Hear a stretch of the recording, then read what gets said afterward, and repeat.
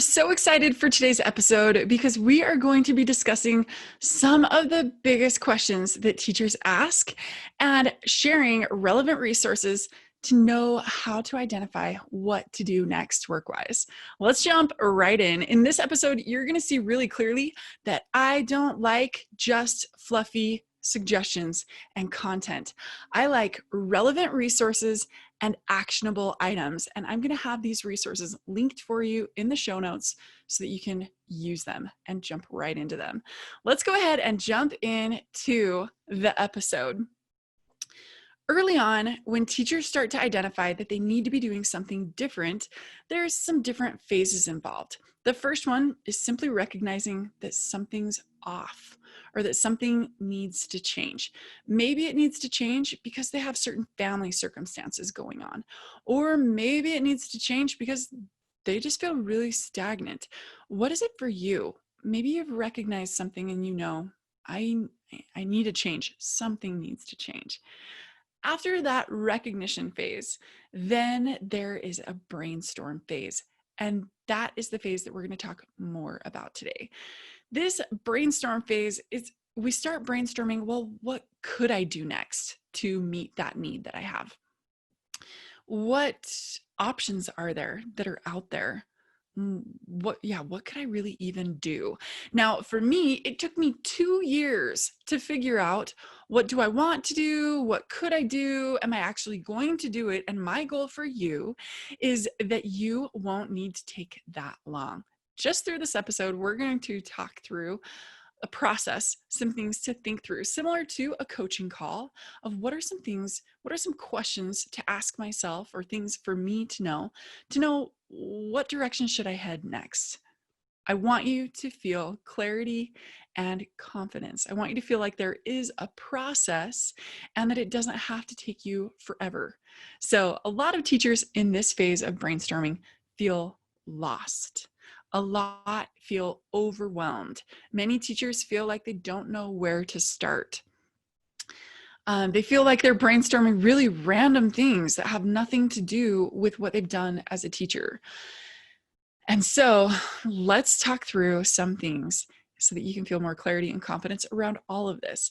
I want you to either pull out a piece of paper and write some things down, or I want you to respond out loud as I ask you some questions. I want you to provide some answers, okay? I'll give little pauses, but you might need to actually click pause and think through it for yourself.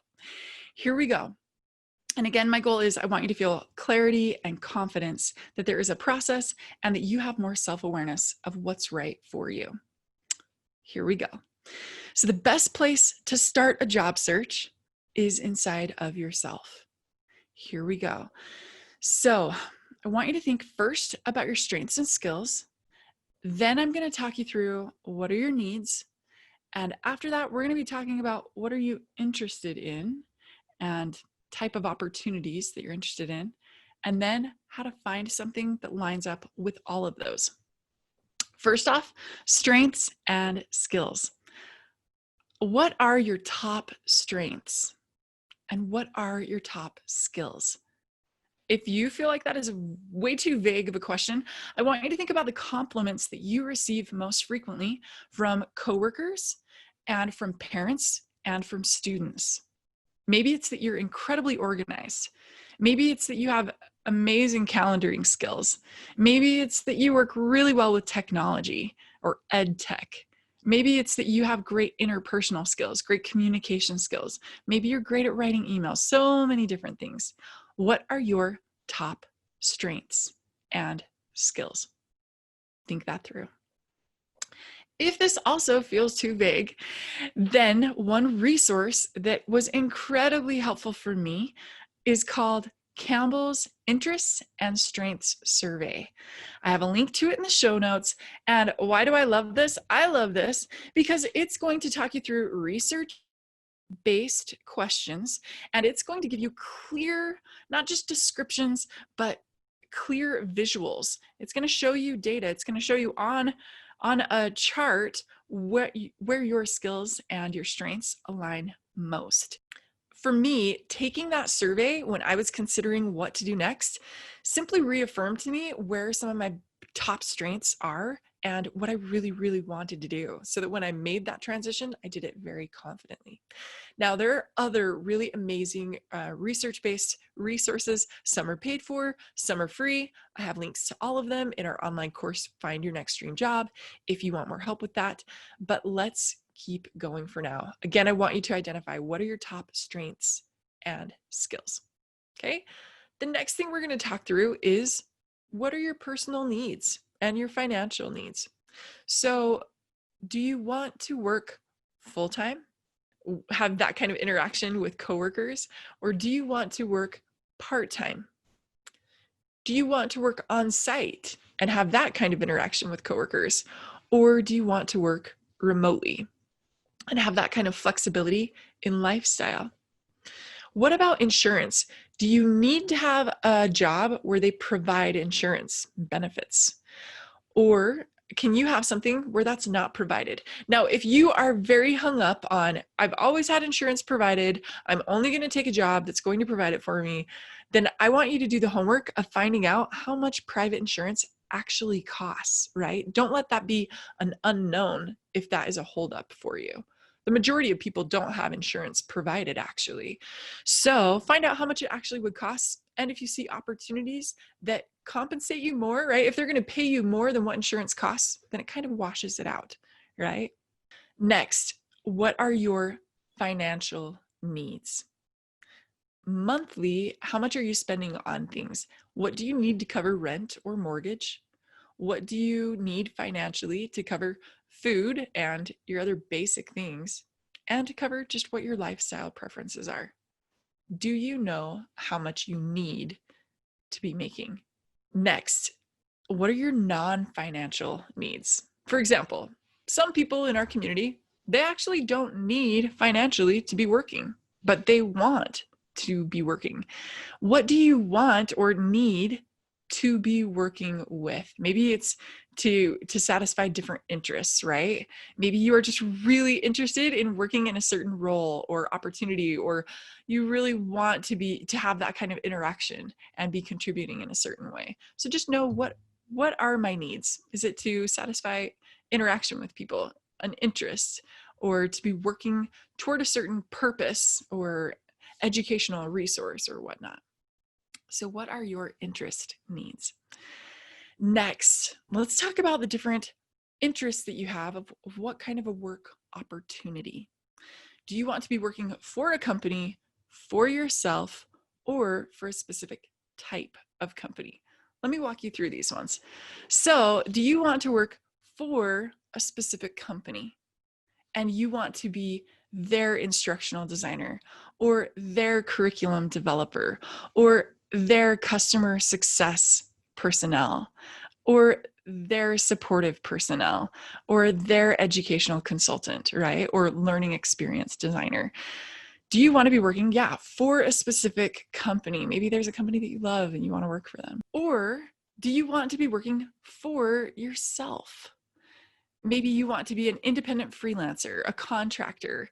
Maybe you want to be an educational consultant, or maybe you want to be an independent service provider, providing, now that might sound really vague to you, but meaning maybe you want to provide a service like curriculum development as an independent contractor, or maybe you want to be an editor that does something as a service to others. So very similar terms as far as freelancer or an independent consultant of some type or service provider, lots of different roles and opportunities there. Or do you want to work for not necessarily a certain company, but a type of company?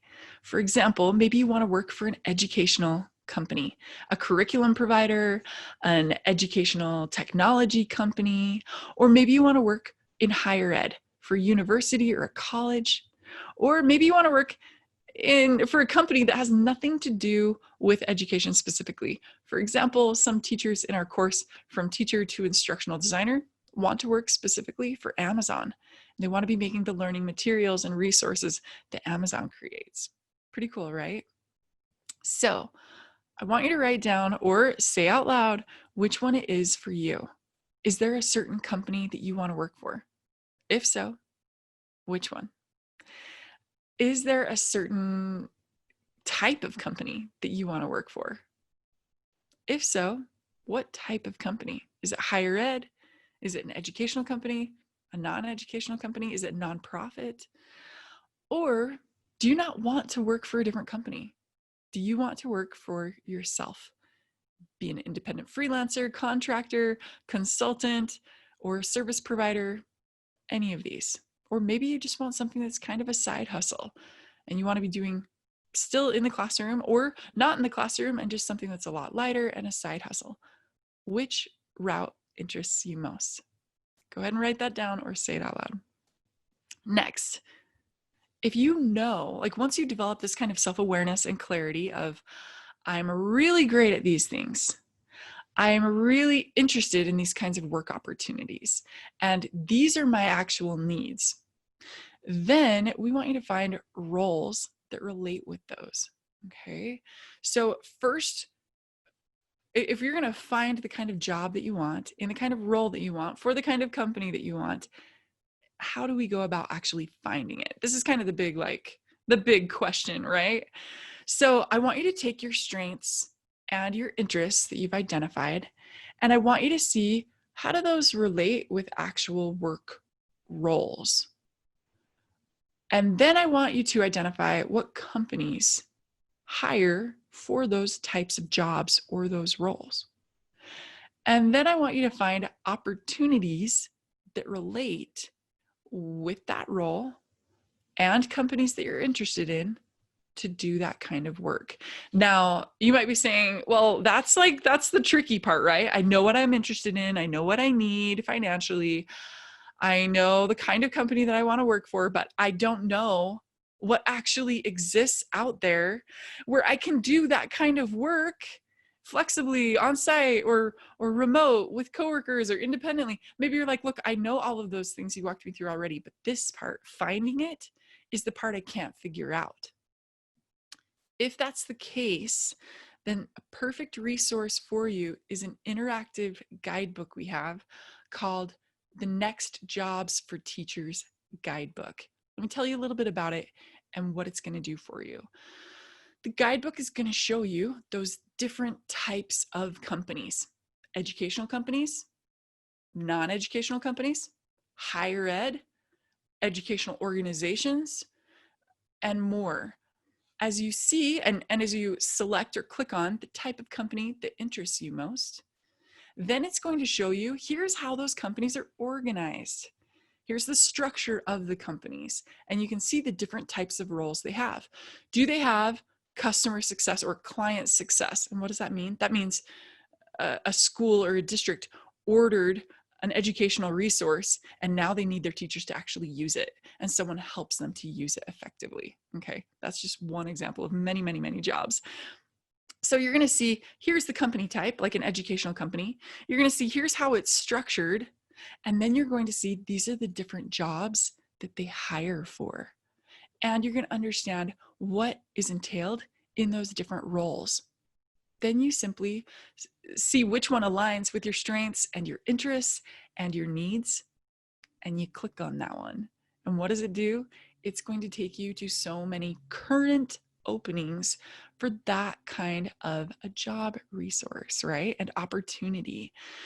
So if you already know what you're interested in, the type of company where you want to work, and all of these things that we talked about earlier, if you're like, I just need help finding it, then in the show notes, we have a link to that, or you can go to teachertransition.com and access all the resources that we have there as well. Again, this is the Next Jobs for Teachers Guidebook. So let's back it up to where we started. A lot of teachers, after they've identified, I need to be doing something different, I just don't know what it is, then it can be really overwhelming, right? You can feel like you're distracted by all these different ideas, squirrel syndrome, right? Of, should I do this? Should I do that? You hear different things. It feels like you're considering a lot of random options. This guidebook is going to help you see different opportunities that are out there. But if what you need is help in walking through all of these steps of identifying what are your strengths, what are your interests, what are your financial needs, and so much more, that is what the first part of our full course, Find Your Next Dream Job for Teachers, is all about. And it's going to walk you through that process, which is the first part of the course. It's going to provide you with this guidebook, and it gives you all the resources you need as far as resume templates and interviewing guidelines, and there's so much more in the latter part of that course as well. Again, my goal with this episode is so that you feel some clarity in what your interests are, and in what your strengths are, and in what your needs are. And I want you to feel like there is a clear process, and you don't just have to stay in brainstorm mode for forever in trying to figure out what you want to do next and what you can do next. There are so many opportunities that would love the gifts and the strengths that you have and that you bring to the table. Let's just get you to those, okay? So I hope this helps you feel that kind of clarity, that kind of confidence, and that it provides you with actionable resources that you can access to make these things happen. Okay? If this was helpful for you, feel free to share it with a friend that it will help as well. And I'll see you in the next episode.